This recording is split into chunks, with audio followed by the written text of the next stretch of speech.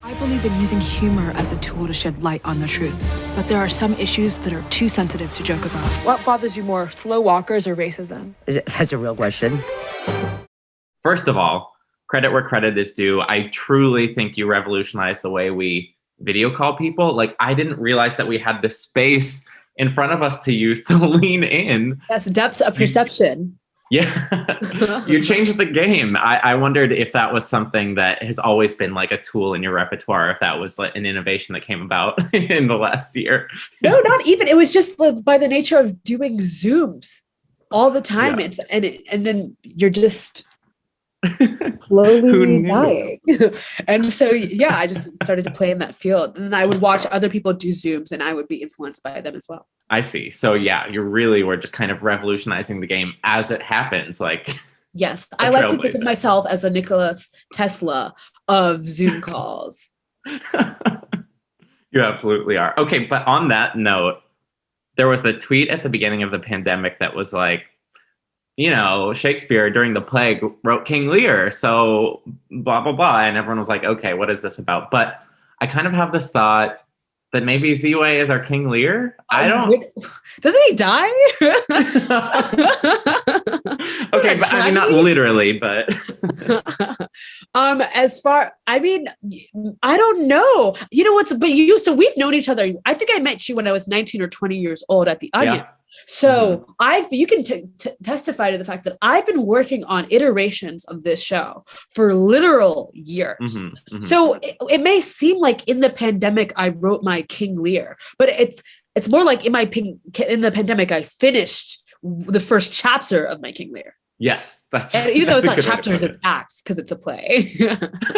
We're mixing metaphors. Who's counting? Yeah, exactly.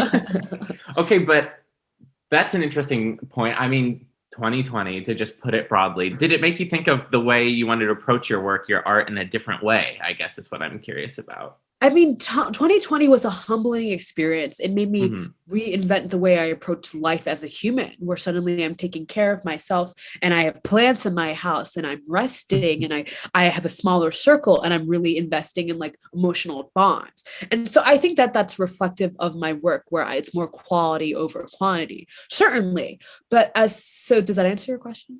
Yeah, I mean, definitely. Yeah. I think like everyone, there's just been a lot of press and media around like, oh, Ziwei had the best quarantine out of anybody. And I'm sure that feels really weird to hear. It's very strange to be like, yes, me, Jeff Bezos, Elon Musk, great 2020s. That's never been my intention. All I wanted to do is create meaningful art. And that's what I've been doing for years. And, you know, with 2020 and the conversation around the racial uprisings, people are finally starting to pay attention to conversations and discourses about race. But I've been doing this for years. But that's what 2020 did, is that people started to notice what I've been doing. Couple tangents I want to go down. One is, we met during your time at the Onion, which throwback. How, for good or bad, how did your time at the Onion bring you to this moment? I think the Onion makes you into a high capacity writer where you just throw a lot at the wall and most of it gets rejected and then you don't get paid and then you don't eat. And so just that's where the Onion was the first place to ever pay me for a joke. And so that experience where you're just writing it into the void, you learn to be less precious about what you create. And you learn to also not be afraid to kind of to go out of the box, think out of the box and really write things that are both satirical and thoughtful, but are also funny. And I think you see that reflected in my work where I'm satirical, but I'm also saying something, I'm funny, and I'm also saying something that has a point. And I'm not afraid to fail publicly. And that is a curse because it's really embarrassing, but it's a blessing because it's a weight off my shoulder to know that I can make a bunch of the show is a variety show in the truest sense of the word. And so you're going to see me dance and sing and then do commercials and do field pieces and interviews, and everything is really funny to me. But some things will hit and some things won't hit. And I'm proud to stand behind the work as a whole. And the evolution, how did we wind up on the variety show? I know you kind of talked about it all being different pieces of you, but how did it evolve to what Ziwei, the show, is? Totally. I think it's a full culmination of everything I've been doing as a live performer in New York. You know, I had YouTube my YouTube series, which felt like a studio interview. And then I have my live to tape interviews, which will feel like the Instagram lives. And then I was doing music and I was doing music videos. And then I was I was doing live shows where I'd bring up guests and I would do little game shows. So you're really going to see my work as a performer come together in this A24 by Showtime show. Okay, the music part, I love the way that influences everything you do. I mean, even down to the iconic fashions, I feel a lot of like turn of the millennium pop in the fashion. Yes, absolutely. Why is that such a source of inspiration for you, that especially that era of music? That's kind of where I came up. I was one of those kids that was obsessed with Britney Spears, and I would sing Baby One More Time ad nauseum, and my parents were annoyed by that. And so I was really influenced by that moment in pop culture. I also find it to be quite radical because not only were those women, specifically Britney Spears, kind of revered as the peak of femininity, but they were also kind of like ripped apart by the media. And so I find that sort of contradiction to be quite fascinating in the ways in which I perform femininity, because it's hyper feminine, it's pink, and it feels really, really saccharine, but it's also a commentary on like, what does it mean to be a woman? Traditionally in media, smart women wear glasses and they wear pantsuits and they wear blue and they talk in low voice and they're not very girly and silly and sassy.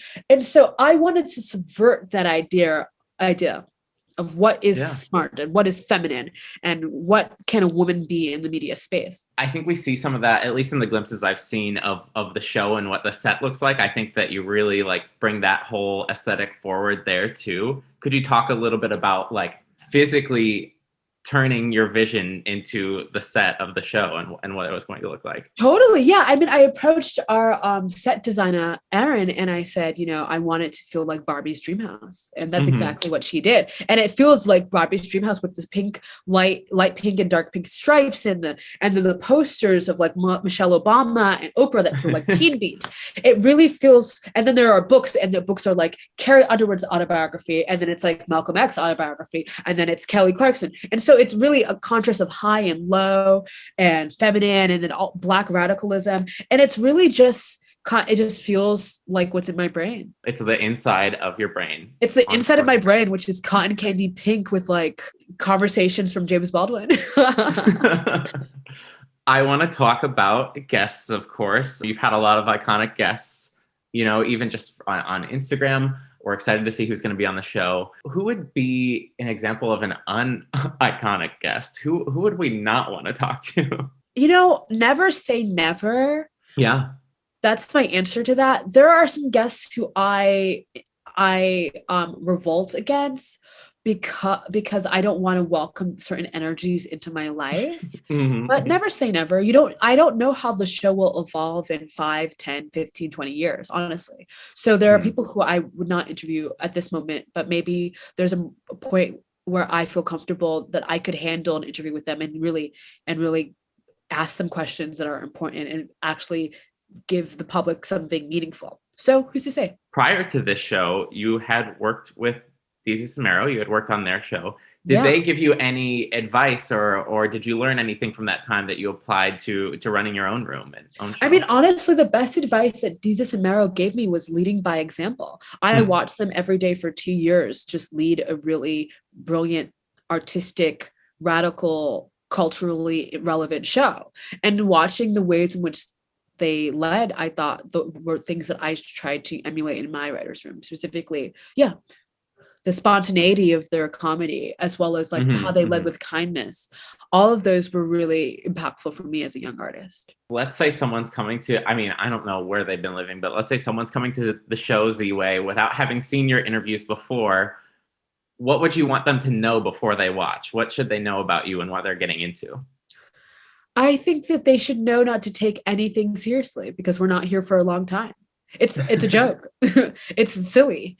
And I think when you can embrace the comedy of it, that's when you are able to digest the commentary and the politics and the social commentary. But you first just accept it as a comedy. Amazing, love it. Could we perhaps make it blacker? I do not approve of this message.